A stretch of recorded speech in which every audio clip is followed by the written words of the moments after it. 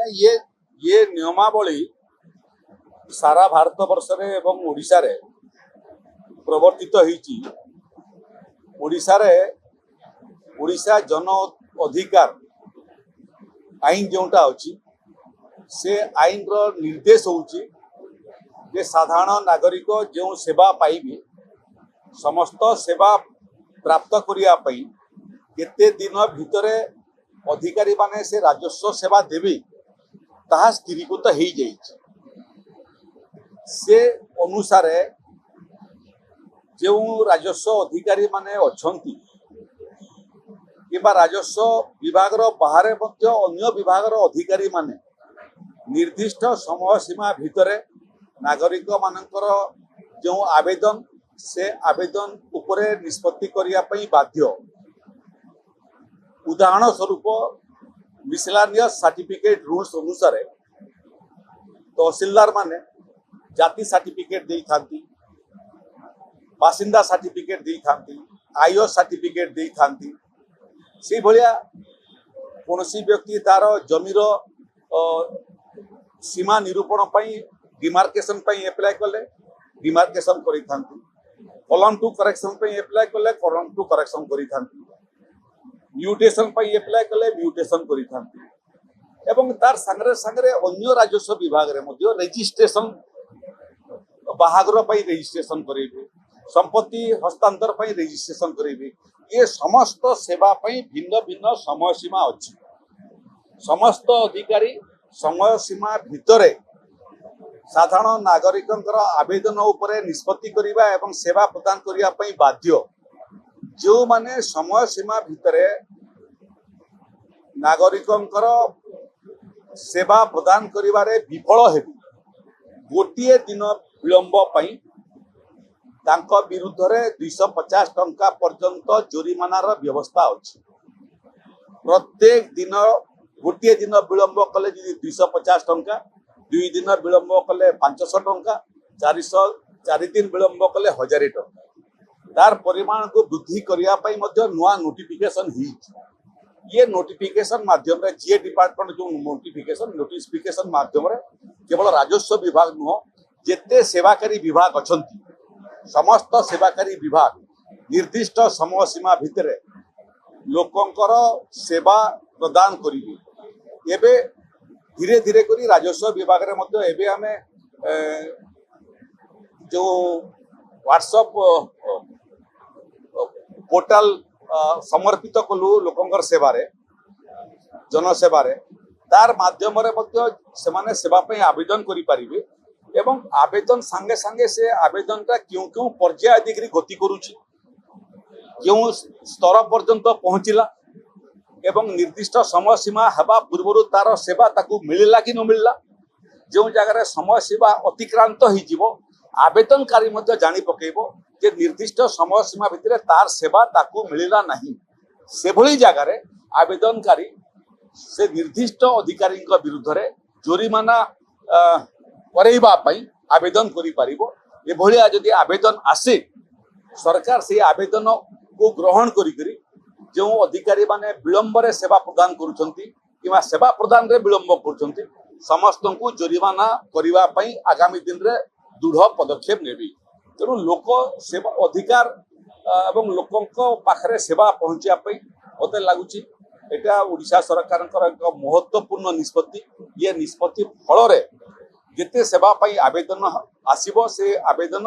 निर्दिष्ट समय सीमा भितरे समाहित हेबो एवं निर्दिष्ट समय सीमा भितरे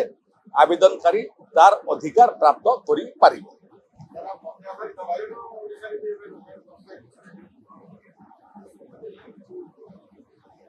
नहीं ओडिशा को एथर वर्षा एवं बन्या पिछा छाड़ू नहीं। सबुठारु बेसी उत्तर ओडिशा प्रभावित है। उत्तर ओडिशा भितर भद्रक, जाजपुर, बालेश्वर ये सब जिला मानकु जून मासरे, जुलाई मासरे एवं अगस्त मास सरी ना ये 3 मास न पुरुणु विगत वर्ष 3 मास भितर जिते जल वृष्टि होता ये 3टा जिले में 100% रु अधिक हो गला। मयूरभंज, केन्दुझर मध्य आशातीत वर्षा कारणରୁ से जिला माने मध्य प्रभावित हैला एवं तार संगरे संगरे केन्द्रापड़ा जगतसिंहपुर एवं कटक पुरी खुर्दा एपटर जिला माने मध्य प्रभावित हैला मालकानगिरी जो वृष्टिपात कम होता 2 दिन तले 2 दिन भितर सेठी मध्य पर्याप्त वर्षा होती 20 जगह प्रभावित मध्य होती कलाहांडी रे 24 घंटा भितर 1300 mm वर्षा हला एवं इंद्रावती एवं अन्य नदी रे जलपतन बढ़िया फल गुड़िए जगार लोक मध्य पानी घेर रहिले एवं सेठी मध्य पर्याप्त क्षयक्षतिर रिपोर्ट आसी कलाहांडी सांगरे सांगरे बलांगीर बरगढ़ संबलपुर एवं सुंदरगढ़ मध्य गतकाली व्यापक भाव में प्रभावित होती आगु राउरकेला प्रभावित होता गतकाली बणई अंचल मध्य प्रभावित होती नवरंगपुर एवं गजपति ये 2टा जिला मध्य विगत 48 घंटा भितर व्यापक वर्षा भाव में प्रभावित होती तेणु एथर वृष्टिपात दृष्टि सारा भारत वर्षर प्रत्येक प्रदेश 27टा प्रदेश रे स्वल्प वृष्टि होता समय 28 नंबर प्रदेश उड़ीसा केवल अधिक वृष्टिपात एवं किछि जिले में 100% रु अधिक वृष्टिपात हो गला अतीत जो बन्या होता केबे ब्राह्मणी रे केबे बैतरणी रे केबे बुढ़ा बलंग रे केबे महानदी रे मोटामोटी 40-50 वर्ष पर प्रथम थर पई पूर्व पश्चिम उत्तर दक्षिण जिते नदी अच्छी महानदी ठारू आरंभ करिकरी हिप नदी ठारू आरंभ करिकरी तेल नदी ठारू आरंभ करी पश्चिम ओडिशार इंद्रावती एपटे ब्राह्मणी बैतरणी सुवर्णरेखा बुढ़ा बलंग देवी जलका ये सबू एका संगे जलपतन वृद्धि होबार एटा गोटे विरल घटना एवं एभलिया समय मध्य हला जो समय पूर्णिमा कारण पानी निष्कासनटा मध्य विलंबित हला एबे गत 24 घंटा भितर वृष्टिपात कम होईची परिस्थिति सुधरुची उत्तर ओडिशार मध्य स्थिति व्यापक भाव में सुधरुची माननीय मुख्यमंत्री 1000 कोटी टंकार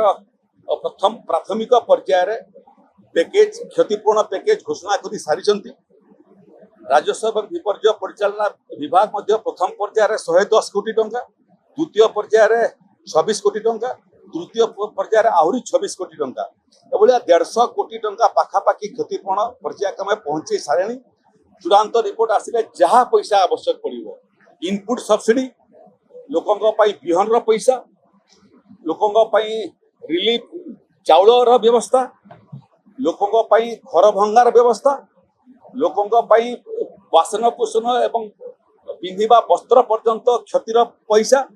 जहाँ जहाँ क्षयक्षति तार संपूर्ण क्षतिपूरण राशि आम पहुंचेबू जोटा भित्तिभूमि क्षयक्षति प्रथम पर्यायर 400 कोटी टंकार पंचायत राज डिपार्टमेंट तरफ आवेदन आसी आज आम 100 कोटी टंका पीआर डिपार्टमेंट को देवाई व्यवस्था तैयारी करुचु जो जो विभाग क्षतिग्रस्त होती से विभाग को पैसा देवु और एवं सीएम ग्रीवांस रे जो अधिकारी मैंने आसते सागर कथा लगी जे ये संपूर्ण पैसा लोकों पाखे पहुँचला टिके जिला प्रशासन आश्वस्ति है आम आउ गोटे बैठक डाकबू जो बैठक एथर वृष्टिपात क्यों जगार पानी निष्कासन हो पारानी कौन पदक्षेप ने पानी निष्कासन हो पार शीघ्र एवं लोके लंबा समय पर्यंत हंतसंतु रक्षा पाइबे तार टोटल प्रोजेक्ट रिपोर्ट धरिकी आसवाई जिलापाल मानू निर्देश दिया विभिन्न विभाग कहले पूर्त विभाग ग्राम उन्नयन विभाग पंचायती राज विभाग नगर उन्नयन विभाग जो विभाग मैंने भित्तिभूमि रास्तार काम करते कौन अर्थ राशि आवश्यकता अच्छी भित्तिभूमि आहरी उन्नति करने एवं प्राकृतिक विपर्यर प्रकोप को कम करने आम अनुध्यान करूँ अर्थ राशि जोगेबू भित्तिभूमि उन्नति करने अन्य संस्था सब जोटा अच्छी आंगनबाड़ी केन्द्र हो स्कूल हो कॉलेजेस हो से जो भित्तिभूमि विभाग सब आवश्यक दाबी आसब दाबी आम समाहित करूँ अर्थ राशि प्रदान करूँ आगामी दिन भल भित्तिभूमि प्रस्तुत करने सबुठ महत्वपूर्ण है